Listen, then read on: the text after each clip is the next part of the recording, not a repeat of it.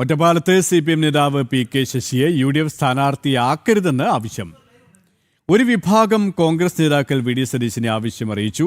ശശിയെ സ്ഥാനാർത്ഥിയാക്കിയാൽ പാർട്ടിക്ക് തിരിച്ചടിയാകുമെന്നും നേതാക്കൾ മുന്നറിയിപ്പ് നൽകി. വിവരങ്ങളുമായി അരുൺ ആലത്തൂർ ചേരുകയാണ്. അരുൺ,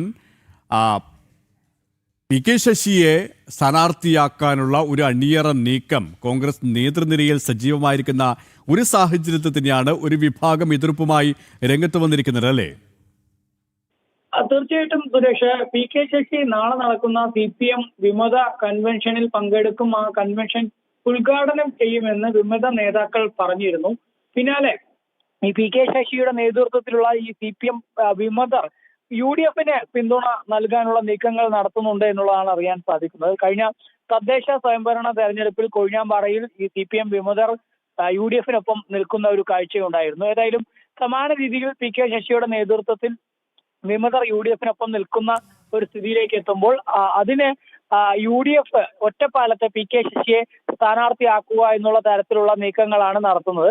പക്ഷെ അത്തരത്തിൽ ശശിയെ സ്ഥാനാർത്ഥിയാക്കുന്നതിനെതിരെയാണ് ഒരു വിഭാഗം കോൺഗ്രസ് നേതാക്കൾ ഇപ്പോൾ VD സതീശനെ കണ്ടിരിക്കുന്നത്. ശശിയെ സ്ഥാനാർത്ഥിയാക്കരുത്, ശശിയെ ഒറ്റപ്പാലത്തെ UDF ലേബലിൽ മത്സരിക്കാൻ അനുവദിക്കരുത് എന്നുള്ളതാണ് ഇവരുടെ ആവശ്യം.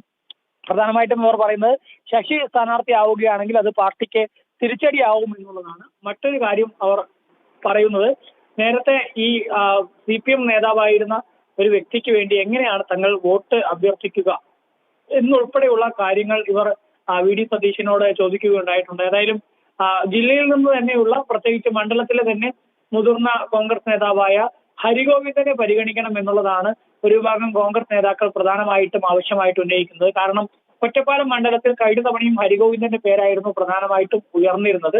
പക്ഷെ അന്ന് ഹരിഗോവിന്ദനെ വെട്ടിയായിരുന്നു P സരിനെ സ്ഥാനാർത്ഥിയാക്കിയത്. സരിനാണെങ്കിൽ പിന്നീട് കോൺഗ്രസിനെ വഞ്ചിച്ച് LDFിലേക്ക് പോവുകയും ചെയ്തു. ഏതായാലും സമാന രീതിയിൽ PK ശശിയെ ഹരിഗോവിന്ദനെ വെട്ടിക്കൊണ്ട് ശശിയെ സ്ഥാനാർത്ഥിയാക്കുക എന്നുള്ളത് യാതൊരു കാരണവശാലും അംഗീകരിക്കാൻ കഴിയാത്ത കാര്യമാണ് എന്നുള്ളതാണ് ഒരു വിഭാഗം കോൺഗ്രസ് നേതാക്കൾ പറയുന്നത്. ഏതായാലും ഇതുമായി ബന്ധപ്പെട്ടവർ VD സതീശനെ തന്നെ നേരിൽ സമീപിച്ചിരിക്കുകയാണ്. ശരി, പാലക്കാട് നിന്ന് അരുൺ ആലത്തൂരാണ് വിവരങ്ങൾ നൽകിയത്. പാലക്കാട് തൃത്താലയിൽ കോൺഗ്രസിൽ പോര് രൂക്ഷം. VT ബൽറാമിനെതിരെ ഒരു വിഭാഗം നേതാക്കൾ പ്രത്യേക ഗ്രൂപ്പ് യോഗം ചേർന്നു. ബൽറാം പാർട്ടി പ്രവർത്തകരെ വിശ്വാസത്തിലെടുക്കാതെ ഏകാധിപത്യ രീതിയിൽ മുന്നോട്ട് പോകുന്നുവെന്നാണ് വിമർശനം.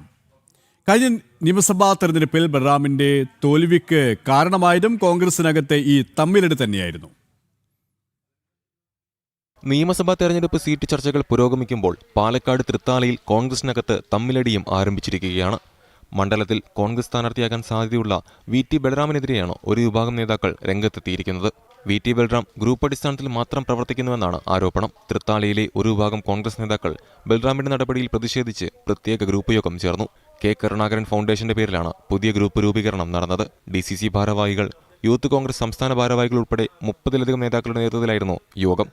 KPCC മുൻ നിർവാഹക സമിതി അംഗം CT സീതാദേവിയുടെ അധ്യക്ഷതയിൽ DCC vice president CH Shoukath Ali യോഗം ഉദ്ഘാടനം ചെയ്തു. പാർട്ടി പ്രവർത്തകരെ വിശ്വാസത്തിലെടുക്കാത്ത ബൽറാമിന്റെ ഏകാധിപത്യ രീതി അംഗീകരിക്കാൻ കഴിയില്ലെന്ന്